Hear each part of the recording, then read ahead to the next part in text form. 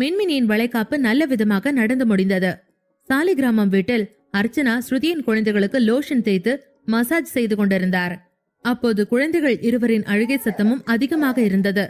விகாஷ் தயாராகி கீழே வந்து தன் மகளை எடுத்து மடியில் வைத்துக் கொண்டு அவளை சமாதானம் செய்ய ஆரம்பித்தான். அப்போது அர்ச்சனா, விகாஷ், இப்ப நம்ம குழந்தைகளுக்கு பேர் வைக்கிற ஃபங்க்ஷன் வைக்கணும். நான் ஜோசியர்கிட்ட கூட பேசிட்டேன் என்றார். இப்போது தாத்தா விகாஷிடம், எனக்கு ஒன்னு தோணுது விகாஷ், அவங்களுக்கு நல்ல தமிழ்ல பொன்னியின் செல்வன் குந்தவைன்னு பேர் வைக்கலாமா? ட்ரெண்டிங்கா இருக்கும் என்று சொன்னார். இன்னும் குழந்தைகளுக்கு பேர் சூட்டு விழா நடக்கவில்லை என்பதால் தாத்தாவும் மனுவும் ஏற்கனவே குழந்தைகள் இருவருக்கும் செல்லமாக பேர் வைத்துவிட்டு லட்டு, ஐஸ்கிரீம் என்றெல்லாம் கூப்பிட்டுக் கொண்டிருந்தார்கள். விகாஷ் சிரித்து கொண்டே, அதெல்லாம் ஸ்ருதி பாத்துப்பா, நீங்க சும்மா இருங்க என்றபடி அங்கிருந்து கிளம்பி போனான். மாலை வந்து இருளானது. இரவு நேரத்தில் விகாஷ் வீட்டில் இருந்த அனைவரும் சாப்பிட்டுக் கொண்டிருந்தார்கள். ஸ்ருதி அவளுடைய ரூமில் குழந்தைகளுடன் இருந்தாள். தாரிகா சப்பாத்தி செய்து கொண்டிருந்தாள். வெளியே டைனிங் ஹாலில் இருந்து அவளுக்கு பழக்கப்பட்ட ஒரு குரல் கேட்டது.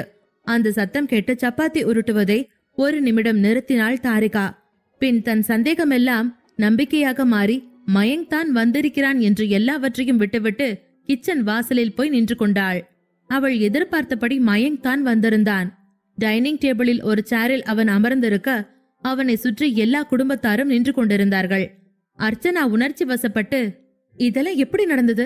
ஏன் இங்க யார்கிட்டயுமே நீ எதுவுமே சொல்லல என்று கேட்டார். மயங்க் அதை கேட்டு சிரித்தபடி, அம்மா, என்ன நல்லா பாருங்க, நான் உங்க முன்னாடிதான் இருக்கேன், எனக்கு ஒண்ணும் இல்ல, சின்ன காயம், அவ்வளோதான் என்றான். அப்போது அர்ச்சனா அழுதபடி, டேய், நீ சரியான ஃப்ராடடா, எங்க கிட்ட கூட சொல்லணும்னு உனக்கு தோணலல்ல என்றார். மயங்க் அர்ச்சனாவை கட்டிப்பிடித்து, அம்மா, நீங்க இப்ப காமா இல்லைனா நான் மறுபடியும் திரும்பி போயிடுவேன் என்றான். அதை கேட்டு அர்ச்சனா, இங்க பாருடா மயங்க், இப்ப சொல்றேன், நீ இனிமேலு நாட்டுக்காக சேவை பண்றதெல்லாம் நிப்பாட்டிரு. போதும், குடும்பத்துல தேசபக்தியா இருந்து ஒரு பிரயோஜனமும் இல்ல. நாட்டை யார் யாரோ விலை பேசி வித்துக்கிட்டு தானே இருக்காங்க என்றார். மயங்க் புன்னகைத்தபடி, பாரா, எங்க அம்மா அரசியல் எல்லாம் பேசுறாங்க என்று கிண்டல் அடிக்க அர்ச்சனா பதிலுக்கு அவனை அடிக்க போனார்.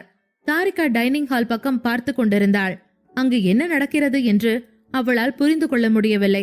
அப்போது அவள் கண்கள் மயங்கின் கண்களை சந்தித்தன. மயங்கை பார்த்ததும் தாரிகா வேகமாக பின்னே போனாள். அப்போது அர்ச்சனா விகாஷை பார்த்து, விகாஷ், இந்த ஃப்ராட பாத்தியா?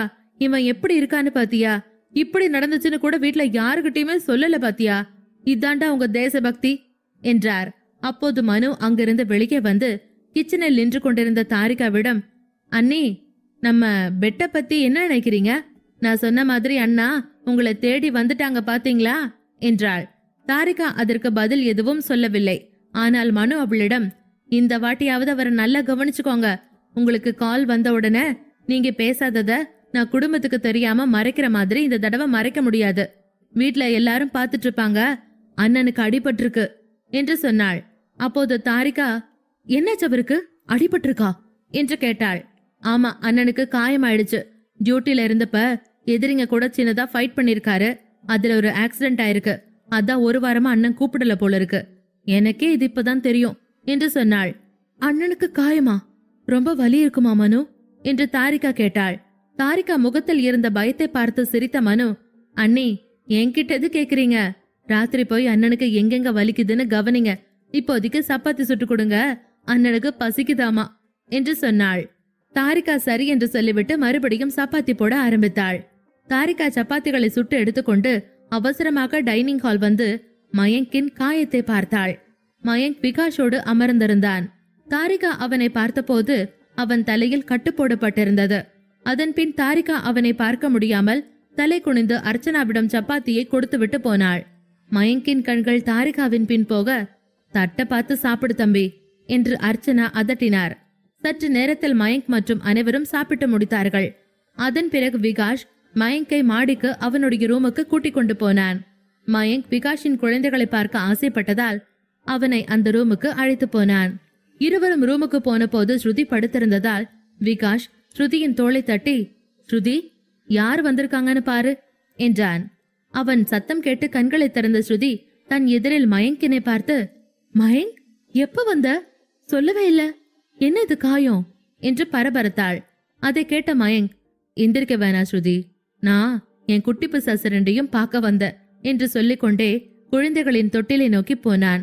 மயங்க் நடக்க சிரமப்பட்டதை பார்த்து ஸ்ருதி, என்னாச்சுங்க மயங்குக்கு என்று விகாஷிடம் கேட்டாள்.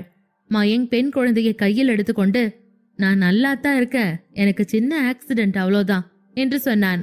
இருவரும் பேசிக் கொண்டிருப்பதை பார்த்த விகாஷ் அங்கிருந்து போனை எடுத்துக்கொண்டு வெளியே போனான். ஸ்ருதி, ஆமா தாரிகாவை பாத்தியா? அவ பயந்து போயிருப்பாளே என்று கேட்க, மயங்க், அவ வேலையை இன்னும் முடிக்கலன்னு நினைக்கிறேன், கிச்சன்ல இருக்கா என்று சொல்லிவிட்டு மயங்க் பெண் குழந்தையை கொஞ்ச ஆரம்பித்தான். அதற்கு பிறகு ஸ்ருதி எதுவும் பேசவில்லை. என்ன, ஒரு பொண்ணு ஒரு பையனை ஜகஜோதியா வாழ்றீங்க போல என்று மயங்க் கிண்டல் செய்தான். ஸ்ருதியோ, சும்மா இரு மயங்க், இதுங்க ரெண்டும் என்ன தூங்க கூட விடாது. உன் மருமக நைட் சீக்கிரம் தூங்கி காலையில சீக்கிரமா எந்திரிப்பான். அவங்க அப்பா மாதிரி போலீஸ்ல சேர போறான் போல. இந்த மேடம் இருக்காங்களே, அவங்க ராத்திரியில லேட்டா தூங்கி காலையில எந்திரிக்கிறா. அநேகமா அமெரிக்கால செட்டில் ஆவா போல என்று சொல்லி சிரித்தாள். அப்போது விகாஷ் உள்ளே வந்து, சரி மயங்க், நீ போய் ரூம்ல ரெஸ்ட் எடு, ரொம்ப நேரம் பேசிட்டு இருக்காத என்றான். மயங்கோ, ஹலோ அண்ணா, நான் போகணும்னா போறேன், உன் ஒய்ஃப் கூட நீ ரொமான்ஸ் பண்ணு என்று சிரித்து கொண்டே குழந்தையை தொட்டிலில் வைத்துவிட்டு கிளம்பினான். அதை பார்த்து ஸ்ருதியும் சிரிக்க ஆரம்பிக்க, விகாஷ், நீங்க 2 பேரும் சரியான இடியட்ஸ் மாதிரி பண்றீங்க ஸ்ருதி. அவங்கிட்ட தாரிகாவை பார்க்க போக சொன்னா இவன் என்னென்னமோ மகாராஜா மாதிரி போக மாட்டேன்னு சொல்லிட்டு தெரியறான் என்றான். ஸ்ருதி, ஓஹோ, நீங்க உண்மையிலேயே அதுக்குதான் அவங்க தம்பி அனுப்புனீங்களாக்கும் என்று கேட்டாள். குழந்தை பிறந்த 3 மாதத்திற்கு பிறகும் இருவரும் மீண்டும் ஒன்றாக இருந்தார்கள். குழந்தைகள் வந்து 1 மாதம் கூட ஆகாத நிலையில் ஸ்ருதி அர்ச்சனாவோடுதான் தூங்கிக் கொண்டிருந்தாள். விகாஷ் ஸ்ருதியை பார்த்து கொண்டிருந்தான். அவள் பெண் குழந்தையை தூங்க வைக்க முயற்சி செய்து கொண்டிருந்தாள். அப்போது விகாஷ் எழுந்து ஸ்ருதியின் பக்கம் சென்று படுத்துக்கொண்டு அவளை பின்னால் இருந்து கட்டிக்கொண்டான். விகாஷ், என்ன பண்றீங்க என்று ஸ்ருதி கேட்டவுடனே, ஏண்டி, என் பொண்டாட்டிய நான் கட்டிக்க கூடாதா என்று கேட்டான். அதை கேட்டு கண்கள் கிறங்க விகாஷின் பக்கம் முகம் திருப்பினாள். விகாஷ் அவளை பார்த்து கண்களை மூடிக்கொண்டு அவள் உதடுகளில் தன் உதடுகளை பதிக்க முயல, அப்போது பார்த்து குழந்தை அழ ஆரம்பித்தது. அந்த குரலை கேட்டு இருவரும் மொத்தத்தை மறந்துவிட்டு ஸ்ருதி வேகமாக குழந்தையை நோக்கி திரும்பியபடி, சரி சரி என் செல்லம் இல்ல, நீ அழக்கூடாது என்று சொல்லி சமாதானம் செய்தபடி பாலூட்ட ஆரம்பித்தாள். விகாஷ் மீண்டும் ஸ்ருதியை பின்னால் இருந்து தன் கைகளுக்குள் அணைத்தான். ஸ்ருதி அதை தடுக்க முயன்றவாறு, விகாஷ், நீ என்ன பண்ணிட்டு இருக்க, நான் பாப்பாக்கு பால் கொடுக்கறேன் என்று சொன்னாள். விகாஷ் ஸ்ருதியை அணைத்தபடி, லாஸ்ட் 3 மாசமா என் ஒய்ஃபை நான் தொலைச்சிட்டேன், அவளை மீட்டெடுக்க முடியாம நான் இங்கிருந்து போறதா இல்ல என்று சொல்லி ஸ்ருதியின் கன்னத்தில் முத்தமிட்டான். இந்த முறை ஊஞ்சலில் தூங்கிக் கொண்டிருந்த அவர்களுடைய 2வது குழந்தை அழ ஆரம்பித்தது. அந்த குரலை கேட்டு ஸ்ருதியும் விகாஷும் ஒருவரை ஒருவர் பார்க்க ஆரம்பித்தார்கள். குழந்தையின் அழுகை அதிகரித்தது. பிறகு விகாஷ் எழுந்து அந்த குழந்தையை எடுத்துக்கொண்டு ஸ்ருதி முன்னால் வந்தான். டேய், இது உனக்கே நியாயமா? உங்க அம்மா கிட்ட ஒரு கிஸ் தானே வாங்க வந்த, அப்ப பார்த்துதான் எந்திரிக்கணுமா என்று கேட்டான். அதை கேட்டு சத்தமாக சிரித்தாள் ஸ்ருதி. இன்னொரு பக்கம் மயங்க் ரூமுக்கு வந்து ரெஃப்ரெஷ் செய்து கொண்டு குளியல் அறையிலிருந்து வெளியே வந்தான். மனு கதவை தட்டி, அண்ணா, மஞ்சத்தூள் போட்டு சூடா இருக்கு, குடிச்சா காயமெல்லாம் ஆறிடுமாமா என்று சொல்லிவிட்டு பாலை கொடுத்தாள். மயங்க் காயத்திற்கு புது கட்டு போட்டுவிட்டு அந்த 1 கிளாஸ் பாலை ஒரே மூச்சில் குடித்தான். அதன் பின் தாரிகா வருவதற்காக அவன் காத்து கொண்டிருக்க ஆரம்பித்தான். ஆரியன் வீட்டில் ரொம்ப நேரம் கழித்து வீட்டிற்கு வந்தான் ஆரியன். ரூமுக்குள் நுழைந்த போது மின்மினி தூங்கிக் கொண்டிருப்பதை பார்த்தான். அவளுடைய 7வது மாதம் தொடங்கியதிலிருந்து குழந்தையின் குறும்புகள் அதிகரித்திருந்தது. சில சமயங்களில் குழந்தை மின்மினியை இரவில் தூங்க விடாமல் செய்தது. ஆனால் ஆரியன் அன்று கொஞ்சம் மின்மினி நிம்மதியாக தூங்குவதை பார்த்துவிட்டு உடை மாற்ற ரூமுக்கு போனான். உடை மாற்றிவிட்டு வந்த ஆரியன் மின்மினி அருகில் படுத்துக் கொண்டான். மின்மினி பாதி தூக்கத்தில், ஓ, நீங்க வந்துட்டீங்களா என்று கேட்டாள். ஆரியன் அவள் கன்னத்தில் முத்தமிட்டு, நான் கொஞ்சம் லேட்டா வந்துட்டேன், சாரி என்றான். மின்மினி எதுவும் பேசாமல் கண்ணை மூடிக்கொண்டாள். இருவரும் அமைதியாய் ஒருவரை ஒருவர் அணைத்தபடி கிடக்க, அப்போது மின்மினி ஆரியனின் அனல் மூச்சை முதுகின் பின்னால் இருந்து உணர ஆரம்பித்தாள். மின்மினி ஆரியனுடைய கையை பிடித்து தன் வயிற்றை வருடினாள். பாப்பா இருக்கு ஆரியன் என்றாள். ஆனால் ஆரியன் அவள் குரலை கேட்ட பிறகும் அதை அலட்சியம் செய்தான். மின்மினியின் தலைமுடியிலிருந்து வந்த வாசனையை உணர்ந்து அதை முத்தமிட ஆரம்பித்தான். மின்மினி கண்களை மூடினாள். அப்போது ஆரியன், மினி, எனக்கு இப்ப நீ வேணும், குடுப்பியா என்று கேட்டான். இல்ல இல்ல, குழந்தை இருக்கு என்று மின்மினி மறுத்தாள். ஆரியன் அதை கேட்டு முகம் திருப்பி அத நான் பாத்துக்கிறேன் என்று சொல்லிக்கொண்டே மின்மினியின் உதடுகளால் உதடுகளை தொட்டான். அவன் அப்படி இருப்பதை பார்த்து மின்மினி பயந்து போனாள். ஆனால் ஆரியன் அவள் முகத்தில் ஒரு அன்பான முத்தமிட்டதும் கொஞ்சம் அமைதியானாள். ஆரியன் உதட்டில் முத்தமிட்ட அடுத்த நொடி இருவரும் கட்டுக்கடங்காமல் மூச்சுவிட ஆரம்பிக்க ஆரியன் மின்மினியின் உதடுகளை விடுவித்து அவள் கன்னங்களில் முத்தமிட ஆரம்பித்தான். இப்போது மின்மினி ஆரியனின் செய்கையை அனுமதித்து தன் கைகளை ஆரியனின் தோள்களில் படரவிட்டாள். அவளது ஒரு கை ஆரியனின் தோளின் வழியாக சென்றது, இன்னொரு கை அவன் தலைமுடிக்கு போனது. ஆரியன், ஐ லவ் யூ மின்மினி என்றான்.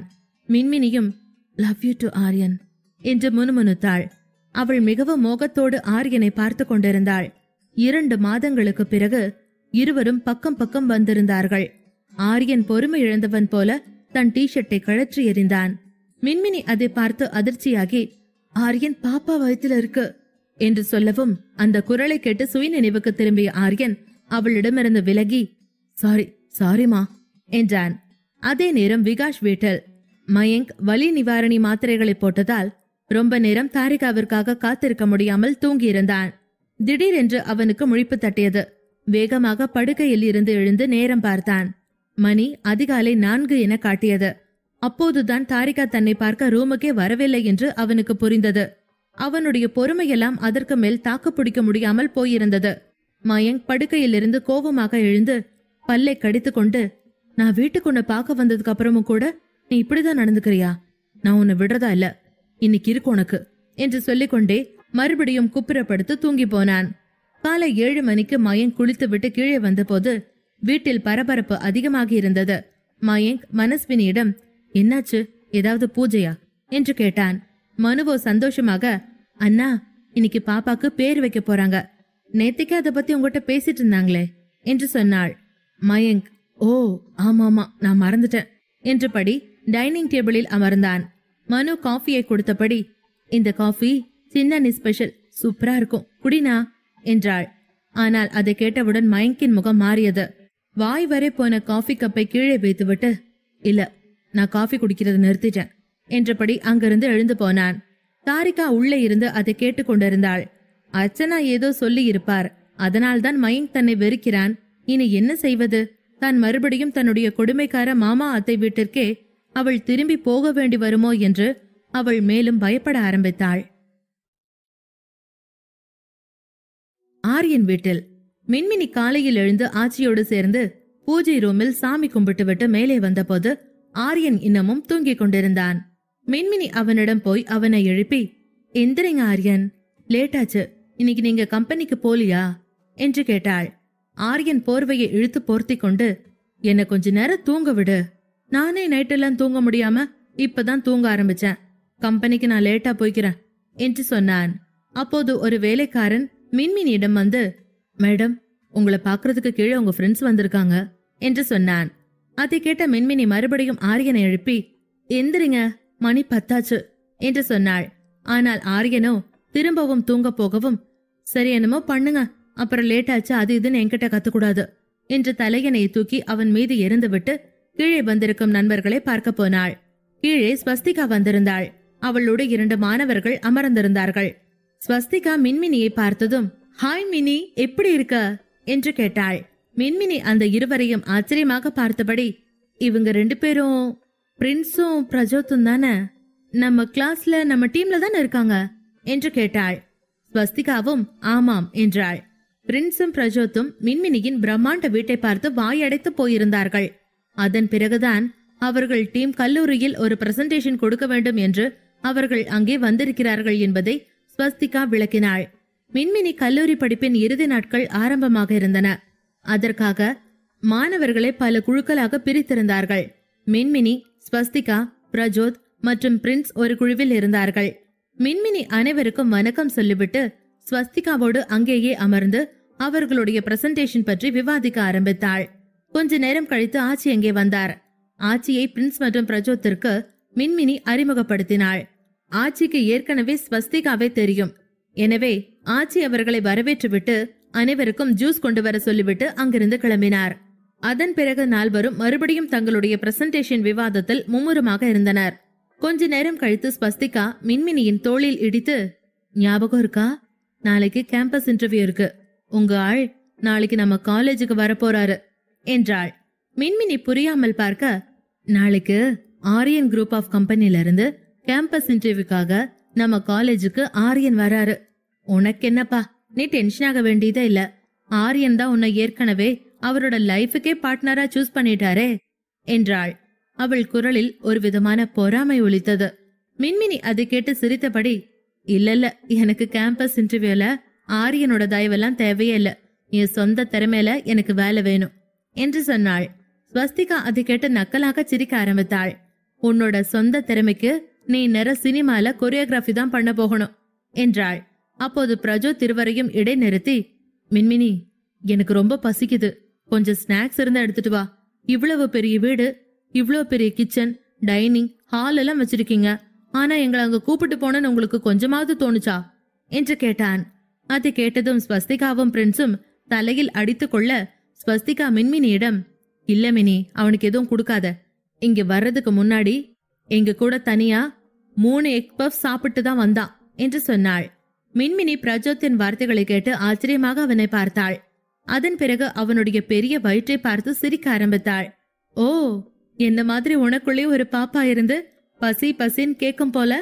சரி பரவாயில்ல பிரஜோத், நீ வா, நான் உனக்கு சூடா பூரி சென்னா மசாலா பண்ண சொல்றேன் என்று சொல்லிக்கொண்டே அவர்களை டைனிங் டேபிளுக்கு அழைத்து போனாள்.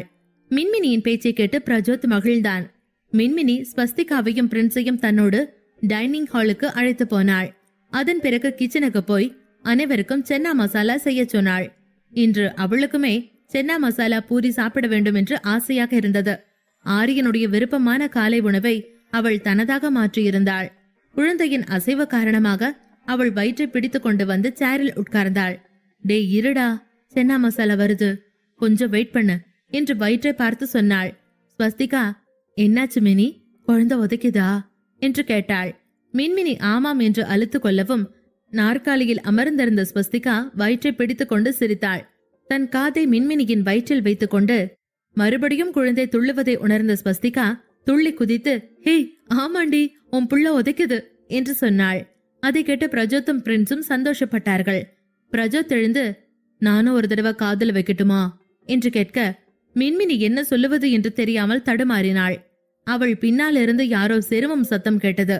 ஆரியன் தான் அவர்கள் பின்னால் நின்று அவர்களின் கொண்டாட்டத்தை பார்த்து கொண்டிருந்தான். அவன் பிரஜோத்தை கோபமாக பார்த்து கொண்டிருந்தான். ஒருவேளை அவனுக்கு அது பிடிக்காமல் போயிருக்கலாம்.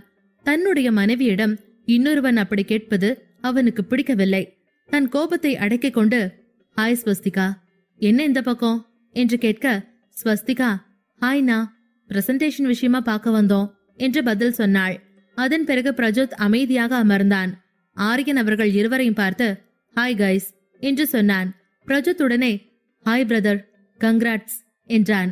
ஆரியன் அவனிடம் அவன் யார் என்று கேட்டுக்கொண்டிருந்தான். அப்போது பிரின்ஸ் முன்னால் வந்து கை நீட்டி, ஹாய் சார், உங்களை பத்தி நான் நிறைய கேள்விப்பட்டிருக்கேன். நான் உங்களை மீட் பண்ணினதுல எனக்கு ரொம்ப சந்தோஷம் என்று சொன்னான். ஆரியன் பதிலுக்கு கொஞ்சமாக சிரித்து கை கொடுத்து விட்டு எதிரே அமர்ந்த மின்மினியிடம், இங்க வா, வந்து என் பக்கத்துல உட்காரு என்று சொன்னான். மின்மினி வேகமாக ஆரியன் அருகில் வந்து, இவங்க 2 பேரும் என்னோட காலேஜ் ஃப்ரெண்ட்ஸ், கிளாஸ்மேட்ஸ், நாங்க ஒரு ப்ராஜெக்டுக்காக டீமா ஒர்க் பண்றோம் என்றாள். ஆரியன், ஓ அப்படியா என்று சொல்ல, அப்போது விஜயும் கல்பனாவும் பூரி சென்னா மசாலாவை கொண்டு வந்து பரிமாற ஆரம்பித்தார்கள். பிரஜோத் பூரிகளை பார்த்ததும் முகமலர்ந்தான். யாரை பற்றியும் கவலைப்படாமல் சாப்பிட ஆரம்பித்தான். மின்மினி சாப்பிட்டு கொண்டே, ஆரியன், இன்னைக்கு நாங்க பிரசன்டேஷன் கொடுக்கணும், கொஞ்ச நேரத்துல காலேஜுக்கு கிளம்பிடுவோம் என்று சொன்னாள். ஆரியன் அவளிடம், சரிமா, போயிட்டு வா, பத்திரமா இருக்கணும், உட்கார முடியலனா கால் வீங்குதுன்னா உடனே திரும்பி வந்துரு என்று சொன்னான். கொஞ்ச நாட்களாகவே மின்மினிக்கு கால் வீக்கமாக இருந்தது. பிரெக்னன்சி சம்பந்தமான பிரச்சனைகள் அவளுக்கு அதிகமாக இருந்ததால் ஆரியன் மின்மினியை வீட்டில் இருந்தே படிக்க சொல்லியிருந்தான். சில நாட்கள் மட்டும் அவளுக்கு காலேஜுக்கு போக வேண்டியிருக்கும். அப்போது மட்டும் போய்கொண்டும் வந்து கொண்டும் இருந்தாள். சாப்பிட்டு முடித்த ஆரியன் மின்மினியின் தலையில் முத்தமிட்டு, சரி, நான் கம்பெனிக்கு கிளம்புறேன், உன்னை பாத்துக்கோ, ஈவினிங் ரெடி ஆயிரு என்றான். மின்மினி சரி என்று தலையசைத்தாள். அன்று சாயந்திரம் இருவரும் ஸ்ருதி வீட்டிற்கு போவதாக இருந்தது. குழந்தைகள் பெயர் சூட்டும் விழாவிற்கு அவர்கள் இருவரையும் விகாஷ் அழைத்திருந்தான். ஆரியன் போகும் வரை அமைதியாயிருந்த பிரின்ஸ் அவன் சென்றவுடன் பிரஜோத்தின் கைகளில் இருந்த தட்டை பிடுங்கினான். நீ இப்படியே தின்னு தின்னு வீணா போகாத. இன்னைக்கு உன்னால எங்க எல்லாத்துக்கும் பிரசன்டேஷனுக்கு லேட் ஆயிடும் போல இருக்கு. மரியாதையா கிளம்பி எங்க கூட வா என்று சொன்னான். அவர்கள் இருவரையும் பார்த்து ஸ்வஸ்திகாவும் மின்மினியும் சிரிக்க ஆரம்பித்தார்கள். மாலை விகாஷ் வீடு. மயங்க் தன்னுடைய ரூமுக்கு வந்தான். ரூமில் தாரிகாவை கண்டு ஆச்சரியப்பட்டான். அவன் ஊருக்கு வந்ததில் இருந்து அவளை அவன் ரூமுக்குள் பார்க்கவே இல்லை. ஆனால் இன்று அவனுடைய ரூமுக்குள் அவள் இருந்தாள். தாரிகா இன்னும் மயங்க் அங்கிருக்கிறான் என்பதை பார்க்கவே இல்லை. தாரிகா டார்க் ப்ளூ கலர் புடவை அணிந்து கண்ணாடியில் தன்னை பார்த்து கொண்டிருந்தாள். கண்ணுக்கு காஜலை தீட்டிக் கொண்டிருந்த அவளை அப்படி பார்த்ததும் மயங்கின் இதயம் வேகமாக துடித்தது. தாரிகாவின் புடவையிலிருந்து எட்டி பார்த்த அவளுடைய மெலிதான இடுப்பை பார்த்தவன் இப்போது அதிலிருந்து கண்களை எடுக்க விரும்பினான். ஆனால் அவனால் அதை செய்ய முடியவில்லை. அப்போது அறைக்குள் யாரோ இருப்பதை உணர்ந்து தாரிகா திரும்பாமலேயே அது மனுதான் என்று நினைத்து கொண்டு, மனு பிளீஸ் ஹெல்ப் மீ, லேட் ஆகுது, அத்தை திட்டுவாங்க, சீக்கிரமா வந்து என்னோட பிளவுஸ போட்டு விடு என்று சொன்னாள். அப்போது சுயநினைவுக்கு வந்த மயங்க் தொண்டையை சிறுமியபடி, நான் மனு இல்ல மயங்க் என்றபடி, நான் வேணா உனக்கு பிளவுஸ் போட்டு விடட்டுமா என்று கேட்டான். மயங்கின் குரல் கேட்டு தாரிகா திரும்பி பார்க்கும்போது மயங்க் தான் கதவருகே நின்று கொண்டிருந்தான். அவனை பார்த்ததும் தாரிகாவிற்கு வெட்கம் வந்தது. மயங்க் நேராய் உள்ளே வந்தான். சரி, எனக்கு பெர்மிஷன் கொடு, நான் உனக்கு ஹெல்ப் பண்றேன் என்றான். அதை அவன் சொன்ன பிறகு தாரிகா கொஞ்சம் வெட்கப்பட்டு, இல்லங்க மனு வந்துட்டோம், நான் அவகிட்டே ஹெல்ப் வாங்கிக்கிறேன் என்று சொன்னாள். இதுல என்ன இருக்கு? இது என்ன பெரிய ராக்கெட் சயின்ஸா? பிளவுஸ்க்கு ஹூக் போடணும் அவ்வளவுதானே, அதுக்கே இவ்வளவு டென்ஷன் ஆகுற? வா, நானே போட்டு விடுறேன் என்றான். அதன் பிறகும் தாரிகா தயங்க மயங்க் அவளை பிடித்து கண்ணாடி முன் நின்று அவளுடைய நீண்ட தலைமுடியை பார்த்தான். அவள் முடியை முன்புறமாக போட்டுவிட்டு பார்க்க பின்னால் அவள் பிளவுஸின் மேல் 2 கொக்கிகள் திறந்திருந்தன. பின்னர் மயங்க் அதை போட முயற்சி செய்யும் போது அவனுடைய விரல்கள் தாரிகாவின் முதுகை தொட்டன. அதன் காரணமாக தாரிகா தன் உடலில் உடனடியான மின்சார ஓட்டத்தை உணர்ந்தாள். கண்ணாடி வழியே அவள் கண்கள் மூடுவதை பார்த்த மயங்க் லேசாக புன்னகைத்தான். அதன் பிறகு அவன் தைரியமாக அவளுடைய இடுப்பில் கை வைத்து, இந்த ப்ளூ கலர் சாரி உனக்கு ரொம்ப பொருத்தமா இருக்கு என்று சொன்னான். தன்னை பற்றி முதல் முறையாக மயங்க் பாராட்டுவதை கேட்டு தாரிகா மனம் இளகினாள். மெல்ல கண்களை திறந்தாள். மயங்க் நிலை கண்ணாடி வழியாக அவளை பார்த்து ரசித்துக் கொண்டிருந்தான். அதை பார்த்து வெட்கப்பட்டு தலை குனிந்தாள் தாரிகா. அப்போது அவள் கன்னங்கள் சிவந்து போயிருந்தன. தாரிகாவை வெகு அமைதியாக பார்த்து கொண்டிருந்த மயங்க் அவள் இடுப்பில் இருந்த தன் கையை எடுத்து அவள் புடவைக்குள் வைத்து அவளை பிடித்து தன் அருகே இழுத்து மெதுவாக, நான் உன்னை பாக்கணும்னு தான் இங்க வந்தேன், நான் சொல்றது புரியுதா? உன்னை பாக்கணும், உன் கூட பேசணும்னு தான் நான் இங்க வந்திருக்கேன், நான் பேசுறது உனக்கு புரியுதா என்று கேட்டான். தாரிகா புரிவதாக தலையாட்டினாள். புருஷனுக்கு அடிபட்டிருக்கே, என்ன ஏதுன்னு ஒரு வார்த்தையாவது கேட்டியா? எப்ப பாரு மனு ரூம்ல என்ன பண்ற? சரி சரி, இனிமே மனு ரூம்ல இருக்காத, இங்க வந்துரு என்று சொன்னான். மயங்க் பேச்சை கேட்டு தாரிகா பயத்தில் மூச்சை பிடித்து கொண்டு, புரியுது என்றாள். அதன் பிறகு மயங்க், சரி உனக்கு எவ்வளவு புரியுதுன்னு நானும் பாக்குறேன் என்று சொல்லிவிட்டு தாரிகாவின் தோளில் முகத்தை வைத்தான். தாரிகா தன் மூச்சை கட்டுப்படுத்தி கொண்டு, என்ன பண்றீங்க மயங்க் என்று கேட்க மயங்க் அவள் வாசத்தை முகர்ந்தபடி, ஏன் என்னெல்லாம் பண்ணக்கூடாதுன்னு நீ சொல்லு, நான் பண்ணல என்றான். அதற்கு தாரிகா பதில் எதுவும் சொல்லவில்லை. அவளுக்கு என்ன நடக்கிறது என்று அவளாலும் புரிந்து கொள்ள முடியவில்லை. அவனுடைய ஸ்பரிசம் அவளை மிகவும் அமைதியில்லாமல் ஆக்கிக் கொண்டிருந்தது. அதே நேரத்தில் மயங்க் இப்போது தாரிகாவின் கன்னத்தோடு கன்னம் வைத்து இழைந்தபடி, சொல்லு தாரிகா, இத நான் பண்ணலாமா கூடாதா சொல்லு என்று கேட்டான். உடனே தாரிகா கண்களை மூடிக்கொண்டு புடவையை இழுத்து பிடித்து கொண்டு, இல்லங்க வேண்டாம், எனக்குள்ள என்னமோ ஆகுது என்று சொல்லிவிட்டு அமைதியாக இருந்தாள். அதை கேட்டு மயங்கால் சிரிப்பை அடக்க முடியவில்லை. ஆனாலும் கஷ்டப்பட்டு அடக்கியபடி, சரி அப்படி என்ன நடக்குது உனக்குள்ள என்று கேட்டான். அப்போது தாரிகா தான் சொன்னதை நினைத்து மீண்டும் வெட்கப்பட்டாள். இப்போது அவளுடைய 2 கைகளையும் முன்னோக்கி எடுத்து அதை பிடித்து தன் தோளில் வைத்த மயங்க், பேசு தாரிகா, உனக்குள்ள என்ன நடக்குதுன்னு எனக்கு சொல்லு, அப்பதான் எனக்கு புரியும். நீ எதுவுமே பேசலைனா நான் உன்னை பத்தி என்ன வேணா நினைச்சுக்க முடியும்ல, நெகட்டிவா கூட யோசிக்க முடியும். அதனால நீயும் வாயால என்னன்னு சொல்லு என்று கேட்டான். தாரிகா அதை கேட்டு தலையாட்டியபடி, ஒன்னும் இல்ல, நீங்க என்ன ரொம்ப டிஸ்டர்ப் பண்றீங்க என்று சொன்னாள். ஆமா, நான் டிஸ்டர்ப் பண்றேன் என்று மயங்க் சொல்லியபடி அவளை அணைத்தான். இந்த நேரத்தில் இருவரும் வீட்டின் இரைச்சலையும் கடந்த கால கசப்பான நினைவுகளையும் மறந்து ஒருவருக்கொருவர் அருகே வரும் முயற்சியை செய்து கொண்டிருந்தார்கள். அப்போது மனு ரூமுக்குள் வந்தபடி அண்ணனையும் அண்ணியையும் பார்த்துவிட்டு வேகமாக வெளியே போனாள். அம்மா, நான் அண்ணியை பார்த்துட்டு வரேன் என்று குரல் கொடுத்தாள். அதை கேட்டு மயங்கும் தாரிகாவும் பிரிந்தார்கள். மனு அதன் பிறகு ரூமுக்குள் வந்தாள். மயங்க் இப்போது தாரிகாவை பார்த்து, சரி, நான் உன்கிட்ட என்னோட ட்ரெஸ் எல்லாம் எடுக்க சொன்னேன்ல என்று கேட்க, தாரிகா வேகமாக அலமாரி இருக்கும் இடத்திற்கு போனாள். அதன் பின் மயங்க் வேகமாக குளியல் அறைக்கு போனான். மனுவும் அண்ணி சீக்கிரமா வாங்க என்று சொல்லிவிட்டு வெளியே போனாள். தாரிகா தனது சேலையை விரைவாக கட்டிவிட்டு அங்கிருந்து வெளியேறினாள். வெளியே மனு குழந்தையை பிடித்து கொண்டு, அண்ணி மருமகளை நீங்க பாத்துக்கங்க, நானும் போய் ரெடி ஆயிட்டு வரேன் என்று சொல்லிவிட்டு அவள் ரூமுக்கு போனாள். தாரிகா ஸ்ருதியின் மகனை ஏந்திக் கொண்டு கீழே போனாள். கொஞ்ச நேரம் கழித்து மயங்க் கீழே வந்து அமர்ந்தான். காயம் காரணமாக அவன் கால் இன்னும் வலியுடன் இருந்தது. பணியில் இருக்கும்போது தீவிரவாதிகளின் தாக்குதல் நடந்தது. அதன் மூலம் தனக்கு சாவு கூட வந்திருக்கலாம் என்பதை வீட்டில் உள்ள யாருக்கும் மயங்க் சொல்லவில்லை. எதிரிகளோடு சண்டையிடும்போது கப்பலின் பெரும்பகுதி குண்டுவெடிப்பால் தாக்கப்பட்டது. இதன் காரணமாக பல நேவி ஆபீசர்ஸ் காயமடைந்தார்கள். இந்திய கடற்படை, இந்திய விமானப்படை இரண்டும் இந்த தாக்குதல் பற்றி வெளியில் யாருக்கும் சொல்லக்கூடாது என்று சொல்லியிருந்தது. அதன் பின் தாக்கிய தீவிரவாதிகளை விரட்டி பிடித்து இந்திய நேவி கொன்றும் விட்டது. எதிராளியின் இந்த தாக்குதல் குறித்து விகாஷ் அறிந்ததும் போரில் எதிரிகளோடு சண்டையிடும்போது மயங்கின் உடல்நிலை கவலைக்கிடமாகிவிட்டது என்பதை அறிந்தான். அதனாலேயே மயங்க் அங்கே உயிருக்கு போராடும் போது இங்கே எந்த விசேஷமும் வேண்டாம் என்று சொல்லி தவிர்த்து வந்தான். தாரிகா குழந்தையோடு அங்கே வந்தாள். விகாஷ் கையில் பையன் இருந்தான். மயங்கை பார்த்த விகாஷ், கால் இப்ப எப்படி இருக்கு, பரவாயில்லையாடா என்று கேட்டான். மயங்க் விகாஷின் பேச்சை கவனிக்காமல் தாரிகாவையே பார்த்து கொண்டிருந்தான். விகாஷ் குறும்பாக சிரித்தபடி, டேய், உங்க அப்பா வர்றாரு என்றான். மயங்க், எங்கனா என்று பதற விகாஷ் சிரித்து கொண்டே, கொஞ்ச நேரம் கம்மன் உட்காரு, பங்கன் முடிஞ்சதும் உன் பொண்டாட்டி ரசிச்சுக்கலாம். இப்படி தாரிகா போற பக்கம்லாம் உன் கண்ணு போனா வீட்டுக்கு வரவங்க உன்னை பத்தி என்ன நினைப்பாங்க என்று கேட்டான். மயங்க் திடுக்கிட்டபடி, இல்லனா அது நான் என் மருமகளை தான் பார்த்தேன் என்றான். விகாஷ் தாரிகாவை அருகே அழைத்து, மா, இந்த மருமக வேணும்னு மாமா ஆசைப்படுறான், குடுத்துட்டு போமா என்றான். தாரிகா மயங்க் கையில் குழந்தையை கொடுக்க அதை வாங்க தெரியாமல் மயங்க் திணறினான். குழந்தை வீல் என்று அழ ஆரம்பித்தது.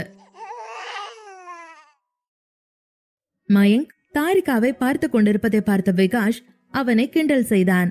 மயங்க் குழந்தையை பார்ப்பதாக சொல்லி சமாளித்தான். அதன் பின் விகாஷ் சிரித்துக் கொண்டே தாரிகாவை அழைத்து, மா, இந்த மருமக வேணும்னு மாமா ஆசைப்படுறான், குடுத்துட்டு போமா என்றான். தாரிகா மயங்க் கையில் குழந்தையை கொடுக்க அதை வாங்க தெரியாமல் மயங்க் திணறினான். குழந்தை வீல் என்று அழ ஆரம்பித்தது. குழந்தை சத்தம் கேட்டு வேகமாக வெளியே வந்த அர்ச்சனா, தாரிகா, நான் உன்னதானே குழந்தைய பாத்துக்க சொன்னேன், மயங்குக்கு அடிபட்டிருக்கு, அவனால குழந்தை எப்படி தூக்க முடியும் என்று கடிந்து கொண்டார். அதன் பிறகு தாரிகா அவனிடமிருந்து அழுகின்ற குழந்தையை எடுத்துக்கொண்ட பின் அர்ச்சனா விகாஷிடமிருந்து குழந்தையை வாங்கி கொண்டார். மயங்க் மற்றும் விகாஷிடம், மயங்க், நீ மாத்திரை போட்டுட்டியா? 2 பேருக்கும் டைனிங் டேபிள்ல ஃப்ரூட் சாலட் வச்சிருக்கேன், போய் சாப்பிடுங்க என்று சொன்னார். இன்னொரு பக்கம் காலேஜுக்கு போனதும் மின்மினி பிரசன்டேஷன் எடுத்து ப்ரொஃபசரிடம் கொடுத்தாள். அப்போது மின்மினியும் அவருடைய மற்ற நண்பர்களும் அவரவர் இடத்தில் அமர்ந்திருந்தார்கள்.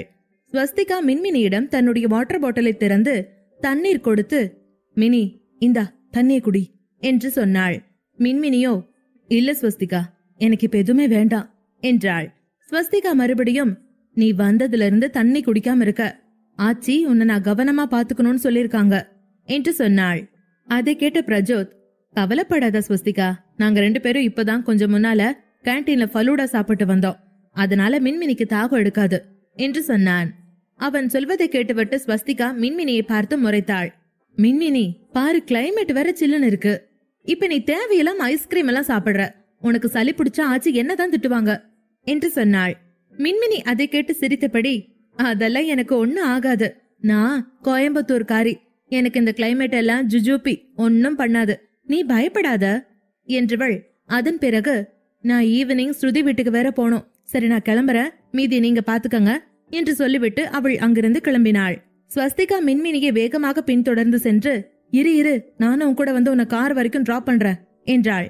அதன் பிறகு இருவரும் பிரஜோத் மற்றும் பிரின்ஸிடம் பை சொல்லிவிட்டு செமினார் ஹாலில் இருந்து வெளியேறி கீழே போக ஆரம்பித்தார்கள். அப்போது ஸ்வஸ்திகா மின்மினிக்கு கையில் இருந்த இன்னொரு பாட்டிலை எடுத்து, ஜூஸ் ஆவது குடி மின்மினி என்று வற்புறுத்தினாள். மின்மினி ஸ்வஸ்திகாவை ஆச்சரியமாக பார்த்தாள். என்னடி இன்னைக்கு ஓவரா என்ன கவனிக்கிற என்று கேட்க, ஸ்வஸ்திகாவோ, இல்ல மின்மினி, நீ பிரெக்னண்டா இருக்க, சரியா சாப்பிடாட்டி மயக்கம் வரும்னு கேள்விப்பட்டேன் என்றாள். அதை கேட்ட மின்மினி, இல்ல ஸ்வஸ்திகா, எனக்கு இப்ப அந்த மாதிரி மயக்கம் வர்றதில்ல. 5 மாசம் வரைக்கும் தான் அதெல்லாம் இருந்தது. அதுவும் இல்லாம எனக்கு இப்ப சாப்பிடுற மூடும் இல்ல. ஈவினிங் ஸ்ருதியோட வளகாப்பு இருக்கு, நான் வீட்டுக்கு போகணும் என்று சொல்லிக்கொண்டு வேகமாய் கிளம்பினாள். அப்போது ஸ்வஸ்திகாவின் போன் அடித்தது. ஸ்வஸ்திகா அதை அழைத்தவரின் பெயரை பார்த்து சற்று பயத்தோடு போனை எடுத்தவள், மேடம், இன்னைக்கு சொன்ன மாதிரி உங்க வேலை நடந்துரும், பிளீஸ் என்ன நம்புங்க என்றாள். அப்போது மின்மினி திரும்பி, நான் முன்னாடி போறேன், நீ பின்னாடி வா ஸ்வஸ்திகா என்றபடி வயிற்றை பிடித்துக் கொண்டு நடக்க ஆரம்பித்தாள். ஸ்வஸ்திகா காலை கட் பண்ணிவிட்டு, வெயிட் வெயிட், நான் வரேன் என்றாள். மின்மினி முன்னால் நடந்தபடி அங்கே படிக்கட்டு வந்ததும் மூச்சு வாங்கியபடி நின்றாள். ஸ்வஸ்திகா அதே நேரம் தன்னை யாராவது பார்க்கிறார்களா என்று அங்கும் இங்கும் கண்களை சுழற்றி பார்த்தாள். அப்போது மாலை நேரம் என்பதால் கல்லூரியில் எல்லோரும் கிளம்பி இருந்தார்கள். கூட்டம் கம்மியாக இருந்தது. பெரும்பாலான மாணவர்கள் மற்றும் கல்லூரிக்கு வந்த HODs எல்லோரும் இன்னொரு கட்டிடத்தில் இருந்தார்கள். அங்கே காலேஜ் ஃபங்க்ஷன் ஒன்று நடந்து கொண்டிருந்தது. ஸ்வஸ்திகா மின்மினி இருவரும் படிக்கட்டுக்கு அருகே வந்தார்கள். இருவரும் கீழே போக கால் எடுத்து வைத்த போது மின்மினியின் போன் ஒலித்தது. ஆரியனிடமிருந்து கால் வந்ததும் இருவரும் அங்கேயே நின்றார்கள். மின்மினி போனை அட்டன் செய்ததும் ஆரியன், எங்கம்மா இருக்க என்று கேட்டான். நான் இன்னும் காலேஜ்ல தாங்க இருக்கேன், தோ இப்பதான் கிளம்புறேன் என்றாள் மின்மினி. அப்போது ஆரியன், சரி சரி, நீ அங்கே இரு, நான் உன்னை கூட்டிட்டு போறதுக்கு தான் கிளம்பிட்டு இருக்கேன் என்றான். மின்மினியோ, பரவாயில்லங்க, நான் டிரைவர் அண்ணாவோட போயிடுறேன், இனி நீங்க அங்க இருந்து இங்க வர லேட் ஆகும்ல என்றாள். ஆரியன் பதட்டத்தை மறைத்தபடி, இல்ல இல்ல, நானே வரேன், நீ நான் வர்ற வரைக்கும் காலேஜிலே கொஞ்சம் வெயிட் பண்ண என்று சொன்னான். சரி, நீங்க வாங்க, நான் வெயிட் பண்றேன் என்று போனை கட் பண்ணிய மின்மினி ஸ்வஸ்திகாவிடம், நீ வேணா கிளம்பு ஸ்வஸ்திகா, ஆரியன் இங்க வந்து என்ன கூட்டிட்டு போறேன்னு சொல்லிட்டாரு என்று சொன்னாள். மின்மினி அப்படி சொன்னதும் ஏமாற்றமான ஸ்வஸ்திகா, ஓ சரி சரி, அப்படியா, அப்ப நான் உன்னை வீட்ல விடலான்னு நினைச்சனே என்றாள். மின்மினி, சரி, நான் மறுபடியும் செமினார் ஹாலுக்கே போறேன், அங்க உட்காந்து கொஞ்சம் நோட்ஸ் எடுக்கணும் என்று சொல்லிவிட்டு செமினார் ஹால் பக்கம் திரும்ப ஸ்வஸ்திகா மின்மினியின் கையை பிடித்தாள். செமினார் ஹால்ல ஆளுக இருப்பாங்க, நாம கார்டன்ல உட்காந்து எழுதலாம், நான் உனக்கு ஹெல்ப் பண்றேன் என்றாள். இந்த ஐடியா மின்மினிக்கும் பிடித்து விட்டது. சரி போலாவா என்று கீழே இறங்க ஆரம்பித்தாள். அப்போது ஸ்வஸ்திகா, மின்மினி நீ முன்னாடி போ, நான் செமினார் ஹால்ல பென்டிரைவை விட்டுட்டு வந்துட்டேன், தோ அதை எடுத்துட்டு வந்துடுறேன் என்றாள். மின்மினி சரி என்று தலையசைத்தாள். அங்கிருந்து ஸ்வஸ்திகா கிளம்பினாள். மின்மினி படியின் கைப்படியை பிடித்தபடி ஒவ்வொரு படிகளாக இறங்க ஆரம்பித்தாள். செமினார் ஹாலுக்கு போவதாக சொன்ன ஸ்வஸ்திகா வேகமாக திரும்பி தனக்கு முன்னால் படியிறங்கிக் கொண்டிருக்கும் மின்மினியை கோபமாக பார்த்தாள். சட்டென மெதுவாய் அவள் பின்னால் நின்று மின்மினியின் கையை கையில் இருந்த பையால் ஓங்கி குத்த, அதன் காரணமாக மின்மினி அலறியபடி தன் கையை விலக்கிவிட்டு அது யார் என்று பார்க்க திரும்பினாள். அதற்குள் ஸ்வஸ்திகா மின்மினியை பிடித்து கீழே தள்ளினாள். மின்மினி படிக்கட்டுகளில் பேலன்ஸ் இல்லாமல் உருள ஆரம்பித்தாள். படிக்கட்டுகளில் இருந்து உருண்டு கீழே வந்து அவள் வயிறு தரையில் விழுமாறு கீழே விழுந்தாள். விழுந்தவுடன் அம்மா என்று அலறினாள். அவள் கீழே விழுந்ததை உறுதி செய்து கொண்ட ஸ்வஸ்திகா அவள் சத்தம் கேட்டு ஆட்கள் யாரும் வரும் முன் வேகமாக அங்கிருந்து ஓடிப்போனாள். அப்போது மின்மினியின் வகுப்பு தோழி பூஜா அவளை பார்த்து ஓடி வந்து அவளை எழுப்ப முயன்று கொண்டிருந்தாள். மின்மினி கன்னத்தை தட்டி, மினி என்னாச்சு, ஆர் யூ ஓகே என்று கேட்டாள். மின்மினி வயிற்றை பிடித்து கொண்டு, இல்ல, என்னோட குழந்தை, என் குழந்தை என்று முனகினாள். அதற்குள் பிரஜோத்தும் பிரின்ஸும் படிக்கட்டுக்கு அருகில் வந்து கீழே கிடக்கும் மின்மினியை பார்த்து பயந்து இருவரும் கீழே ஓடி வந்தார்கள். இது எப்படி நடந்துச்சு என்று பூஜாவை பார்த்து கத்தினார்கள். பூஜாவோ, கத்தாத பிரின்ஸ், முதல்ல அவளோட நிலைமைய பாரு, அவளுக்கு டாக்டரோட ஹெல்ப் வேணும், வயிறு வலிக்குதுன்னு சொல்றா, சீக்கிரம் அவளை எழுப்பி காருக்கு கூட்டிட்டு வா என்றாள். ஆனால் மின்மினியை பிரின்ஸ் தூக்குவதற்குள் மின்மினி வயிற்றை பிடித்தபடி பயங்கரமாக கதற ஆரம்பித்தாள். பிரின்ஸ் அவளை அழைத்து போக அவளை தூக்க ஆரம்பிக்க, ஆனால் மின்மினி அழுது கொண்டு, ஆரியன் வேணும், ஆரியனை கூப்பிடுங்க பிளீஸ் என்றாள். அதை பார்த்த பிரஜோத், டியூட், அவளை சீக்கிரம் தூக்கு, அவ நிலைமை ரொம்ப சீரியஸா இருக்கு, நீ அவளை கூட்டிட்டு போ, நான் அவ ஹஸ்பண்டுக்கு கூப்பிடுறேன் என்றான். அதன் பின் பிரின்ஸ் மின்மினியை வேகமாக கைகளில் தூக்கி கொண்டான். ஆனால் மின்மினியின் உடம்பிலிருந்து இரத்த துளிகள் சொட்ட ஆரம்பித்ததை பார்த்ததும் மூவரும் அதிர்ந்தார்கள். அப்போது பூஜா அதை பார்த்து அழுதபடி, ஓ காட், என்னமோ தப்பாயிடுச்சு, பிரின்ஸ் நீ சீக்கிரம் அவளை கூட்டிட்டு பார்க்கிங்க்கு வா, நான் கார் எடுக்கிறேன், எனக்கு பயமா இருக்கு என்றாள். அதன் பிறகு பிரின்ஸ் மின்மினியோடு கிளம்ப அப்போது காலேஜில் இருந்த மற்ற சிலரும் அங்கே வந்தார்கள். பூஜா பிரஜோத்திடம், பிரஜோத், மின்மினியோட ஹஸ்பண்ட உடனே கூப்பிடணும், அவளோட போன் எங்கன்னு பாரு என்று சொன்னாள். பிரஜோத் மின்மினி கீழே விழுந்த இடத்தில் சுற்றி முற்றி பார்த்தான். அவளுடைய பேக் அங்கே இல்லை. பூஜாவும் பிரஜோத்தும் பதட்டமாக பார்த்தபடி, சரி வா, அதுக்கெல்லாம் இப்ப நேரம் இல்ல, முதல்ல ஹாஸ்பிட்டல் போயிடலாம், பிரின்ஸை பின்தொடர்ந்தார்கள். பூஜா வேகமாக முன்னால் ஓடிக்கொண்டிருந்தாள். கார் பார்க்கிங்க்கு இன்னும் கொஞ்ச தூரம் தான் இருந்தது. மின்மினியை பிரின்ஸ் அப்படி தூக்கிக் கொண்டு போவதை பார்த்தவுடன் அங்கிருந்தவர்கள் என்ன ஆச்சு என்று பிரஜோத்திடம் கேட்க ஆரம்பித்தார்கள். ஆரியனுக்கு அன்றைக்கு ஏன் என்று தெரியவில்லை. ஆனால் அவன் மனம் அமைதி இல்லாமல் இருந்தது. ஏதோ தவறு நடக்கப் போவதாக அவன் உள்மனம் எச்சரித்தது. அப்போதுதான் மினி தனியாக காலேஜில் இருப்பதன் ஞாபகம் வரவும், மின்மினிக்கு எதுவும் நடக்கக்கூடாது, அவளை சீக்கிரம் பார்க்க வேண்டும் என்று நினைத்து வேகமாக காரை ஓட்டிக்கொண்டு காலேஜுக்கு போனான். காலேஜிற்குள் நுழைந்த ஆரியன் அவனுடைய டிரைவரை அழைத்து, அங்கிள், நீங்க கிளம்பிக்குங்க, நான் மின்மினியை கூப்பிட்டு வரேன் என்றான். டிரைவர் சரி என்று கிளம்பியவுடன் போனை கட் செய்த ஆரியன் மின்மினிக்கு போன் செய்தான். ஆரியன் 2 முறை கூப்பிட்டும் அவனுடைய போனை மின்மினி எடுக்கவில்லை. பதட்டமான ஆரியன் கவலையோடு காரை விட்டு கீழே இறங்க, அப்போது அவன் பார்த்த காட்சியால் அவன் இதயம் வெடித்து சிதறியது. பிரின்ஸ் மின்மினியை கையில் ஏந்தி கொண்டு கார் பார்க்கிங்கை நோக்கி வேகமாக வந்து கொண்டிருந்தான். மின்மினி மயங்கி கிடந்தாள். பூஜா வேகமாக போய் காரை எடுத்தாள். அதற்குள் ஆரியன் வேகமாக ஓடி பிரின்ஸிடம் வந்தான். மின்மினி வலியால் அழுத கண்களோடு கிடக்க ஆரியன் பயந்து போனான். ஆரியனை பார்த்ததும் பிரின்ஸ் நடுங்கி போனான். காரணம், அவளை பத்திரமாக காலேஜிற்கு கூட்டிக் கொண்டு போய் பிரசன்டேஷன் முடித்த பின் பத்திரமாக அவளை வீட்டில் விடுவதாக பிரின்ஸ் ஆரியனிடம் சொல்லியிருந்தான். ஆரியன் வேகமாக மின்மினியை பிரின்ஸிடமிருந்து வாங்கினான். என்னாச்சு பிரின்ஸ், இவைய மயங்கி கிடக்கிறா என்று கேட்டுக்கொண்டே ஆரியன் தன்னுடைய காரை நோக்கி நடந்தான். பிரின்ஸ், சார், நீங்க கார் ஓட்ட வேண்டாம், பின்னாடி உட்காருங்க, நான் ஓட்டுறேன் என்றபடி ஆரியனிடமிருந்து வேகமாக காருக்கு ஓடி கார் கதவை திறந்து விட்டான். ஆரியன் மின்மினியை படுக்க வைத்து அவள் தலை அருகே அமர்ந்து கொண்டதும் பிரின்ஸ் தாவி டிரைவர் சீட்டில் ஏறி காரை இயக்கினான். அப்போது ஆரியன் கண்களில் நீர் வழிய தன்னுடைய போனை தேடினான். பிரின்ஸ், என்னோட போன் எங்கன்னு பாரு என்றதும் பிரின்ஸ் காரை ஓட்டிக்கொண்டே முன்சீட்டில் விழுந்து கிடந்த போனை எடுத்து ஆரியனிடம் கொடுத்தான். மவுண்ட் ரோடு ஜீவன் ஹாஸ்பிட்டல்ஸ்க்கு போ என்று பிரின்ஸிடம் சொல்லிவிட்டு ஆரியன் வேகமாக போனை வாங்கி டாக்டர் கௌரிக்கு போன் செய்தான். மின்மினி வலியால் அலற ஆரம்பித்தாள். ஆரியன், ஆரியன், நம்ம குழந்தையை எப்படியாவது காப்பாத்திருங்க என்றாள். ஆரியன் கைகளில் ரத்தம் வழிந்தது. அதை பார்த்து ஆரியன் மேலும் பதறினான். உனக்கு ஒன்னும் ஆகாத மின்மினி, நான் இருக்கேன், நான் வந்துட்டேன்ல, குழந்தைக்கும் எதுவும் ஆயிருக்காது, இப்ப நம்ம ஹாஸ்பிட்டல் தான் போயிட்டு இருக்கோம் என்று அவளை சமாதானம் செய்தான். பிரின்ஸிடம், என்னாச்சு, எப்படி இது நடந்துச்சுன்னு கேக்குறேன்ல என்று கத்தினான். பிரின்ஸ், தெரியல சார், நாங்க மின்மினிய பாக்குறப்ப படிக்கட்டிலிருந்து அவ கீழே விழுந்து கிடந்தா, அதான் தூக்கிட்டு ஓடி வந்தோம் என்றான் பயத்தோடு. அதற்குள் டாக்டர் கௌரி பரமசிவம் மின்மினி ஆபத்தில் இருக்கிறாள் என்பதை புரிந்து கொண்டார். ஆரியன் டாக்டரிடம் மின்மினி கீழே விழுந்து அடிபட்டதால் அவளை அழைத்துக் கொண்டு வேக வேகமாக ஹாஸ்பிட்டல் வந்து கொண்டிருப்பதாக சொன்னான். டாக்டர் கௌரி பரமசிவம் அதை கேட்டு பதட்டப்பட்டபடி, ஆரியன், சீக்கிரமா வா, நான் வெளியில இருக்கேன், சிவானி இருப்பா, தா நான் வந்துட்டே இருக்கேன் என்று போனை வைத்தார். கொஞ்ச நேரம் கழித்து அவர்கள் ஜீவன் ஹாஸ்பிட்டலை அடைந்தார்கள். வாசலில் ஸ்ட்ரெச்சருடன் ஊழியர்கள் நின்று கொண்டிருந்தார்கள்.